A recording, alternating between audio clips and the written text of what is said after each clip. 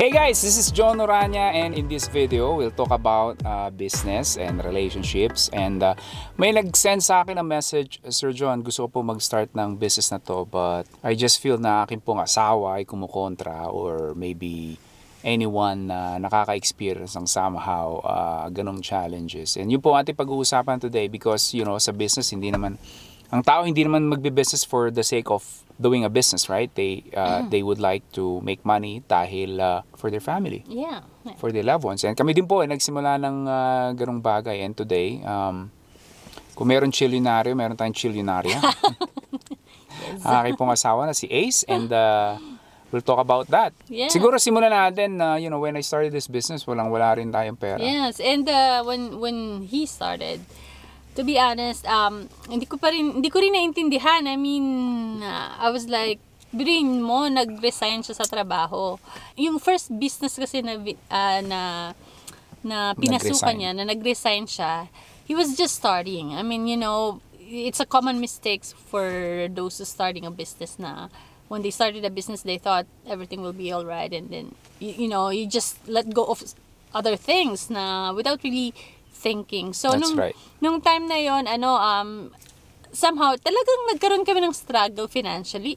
Nag-struggle kami financially because of that. Kasi ako lang yung nag-work. So siya lang yung may kita. Ako lang yung kumikita, and it was hard because I was trying na pagkasyahin yung budget namin. Although for a lifestyle in North America, yung sahod ko as a programmer is it will survive a family, not just survive, medyo maayos ang buhay. But you know, having kids, nagsa-start pa lang din kami noon. So, kasama sa budget ko yung mga educational plan and all that. Hindi lang yung for everyday living. And for everyday living, for when you're starting a family, yung sinasahod ko, hindi siya enough kasi I want to have the emergency fund, I want to have the educational plan, I want to have the retirement plan, everything. So, nung time na yon, hindi ko siya talaga naintindihan. But, siguro, ito na rin mabibigay kong advice for those who na nakaka-experience na lack of support, yes, or sometimes even discouragement from people na ini-expect nilang makakakuha sila. Or ikaw mismo yung inaasahan ng spouse mo na sana magsusupport sa'yo na, I mean, you are the spouse. I mean, yung husband mo or wife mo yung nagsastart mag-business, tas ikaw yung spouse. For those of you who are the spouse, ang naging experience ko kasi noon, although hindi ko siya naiintindihan, I know na he's my husband. We are one. So, kahit na nahihirapan, I tried my best na hindi kontrahin yung ginagawa niya. Somehow, pinapakita ko sa kanya, we talk about kung ano na yung status ng finances namin. Which is very important, Exactly. na maging transparent yung asawa na kung nahihirapan na siya, kung hindi kasya yung pera. Right? But I don't want to make him feel na it's his fault. Alam ko kasi nung nag-start ng business is medyo nag-struggle din siya. And I don't want to add to his burden sa That's business. Right. So, it's very important. Kahit na medyo hirap kami, hindi ko sinasabi sa kanya, ano ba yan, Dad? Wala na tayong pambili ng grocery. Tinapay, ganon. Baka siya, yung iba, I've probably heard my story. There was a point na talaga po yung tasty bread is, for me, it's already challenging. Dahil lahat po ng bills ko ay pinambabayad ko na ho ay credit card. Cellphone bills. It's like umiikot lang, parang talagang malulunod ka na. Yeah, and I remember that moment about that tasty bread.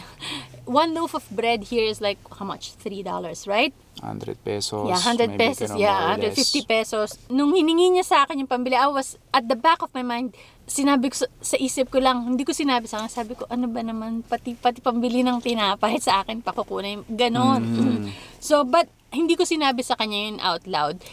I just told him that story, or yung thought ko na yun, a few years after, nung sinasabi ko na sa kanya, alam mo ba, nung ganito, alam mo yun, when you talk about things na, when you already took off, na kahit na pag-usapan nyo, nung time na yon, during that moment, stress ka, pero nung pinag-usapan namin yun, when I told him that story, wala na, tinatawanan nyo na lang. So, yun yung masasabi kong, pwede kong maibibigay na advice for those husband or wife na ikaw yung naghihintay ng result ng business ng asawa mo. Na magbunga. Na Yeah, magbunga. typically kasi it's normally it's either husband lang or yung wife ang nakakakita ng vision eh. And yun yung something na kinakailangan maintindihan ng lahat, na if you will start a business or want to start a business, you can see the vision in your mind. Pero yung magulang mo, kapatid mo, asawa mo, and they are not seeing as much as you see it. Kaya mas excited ka.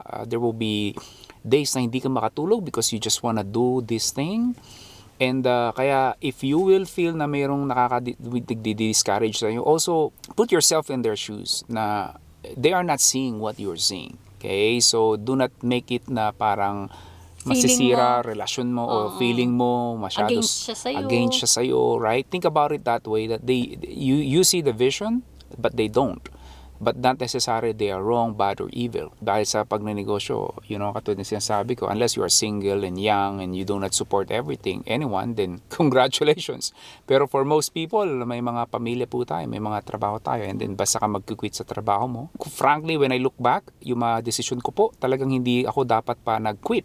Pero yun nga yung sinasabi ko, that's why we have this kind of video, na you don't get excited with that vision dahil nakikita mo. Kaya po I created yung book na The Cautious Entrepreneur, because yun po yung lesson na gusto kong ibigay sa maraming tao na hey, lalo na kung wala kang experience sa pagnenegosyo katulad ko, wala ka namang magulang na negosyante, wala ka namang mga business partner or network na entrepreneur, nobody. You're just an employee like everyone else, and you want to start a business, which is a whole new world. So, and then right now, I'm really very happy na he made that decision na kahit na, yun nga, dumaan kami sa struggles, I'm reaping the reward of his hard work. Masarap ng buhay niya, in other words. Yan. Ako Starbucks. Siya naka-McDonald's. Ako McDonald's lang. Siya Starbucks. Kita niyo, di ba? Parehas na parehas. Yeah, so kung ikaw yung nagnenegosyo, just think of it that way, na yun yung maging goal mo, na in the future, your spouse will tell you na, ay, buti na lang. Ibig sabihin, you also have to do your best to work this business out. And I know it is possible.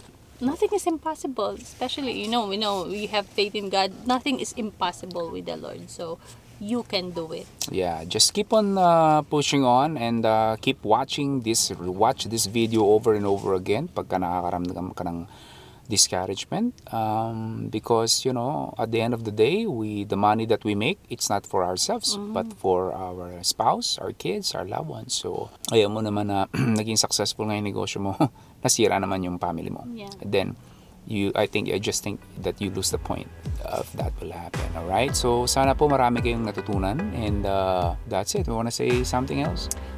Parting words? Okay. Stay safe, guys. Stay safe. Muli po, maraming salamat. Have a good day. God bless. Bye-bye. Wait, before you go, do not forget to click that red subscribe button below. Appreciate it. Thank you for watching.